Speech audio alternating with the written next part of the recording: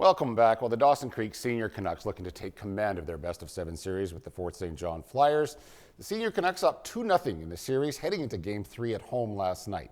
And this one was tied after 3 of the first period. Dawson Creek taking over from there, scoring 5 straight. The Senior Canucks with an 8-3 victory. And once again, Chris Desjardins leading the way with a goal and 3 assists. And that gives him 13 points in 3 playoff games. Dawson Creek can sweep the series on Saturday night. Game 4 is in Fort St. John at the North Peace Arena. Puck drop is at 8:30 p.m. After 2 games, the four-nation face-off has already generated a lot of buzz. The U.S. beat Finland 6-1 last night, but not before some in the Montreal crowd vented their frustration during the American national anthem. Paul Hollingsworth has more. It is somewhat reminiscent of the excitement we have seen in the past with Canada Cups and Olympic tournaments. National pride and hockey mixed together. Thousands of fans singing "O Canada" in unison. One night later, a heavy dose of booing for the American anthem. I didn't like it, and that's all I got. A thunderous ovation for a Canadian hockey treasure.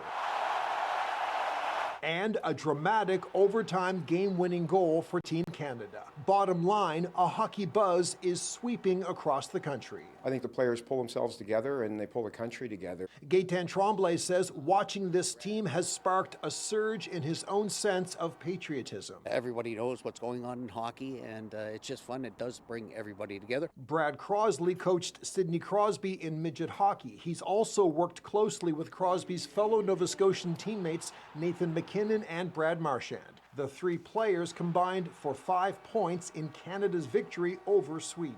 You can't feel anything but pride, not only for where they've come from and how they carry themselves, but who they're performing for. From Canada, Sidney Crosby. My heart was beaten. I was so proud of Canada. Look for that excitement and cheering to continue tomorrow night in Montreal with a highly anticipated Canada-USA showdown. Finally, tonight, this Valentine's Day, a White Rock couple is proving that love knows no age after tying the knot at 90 years old. Here's Abigail Turner with the retirement home lovebirds spending their golden years side by side. For 91-year-old Betty Ann Baxter, it was love at first sight. I was sitting in the breakfast room and I saw him walking across the floor and I thought, whoa, that's got potential.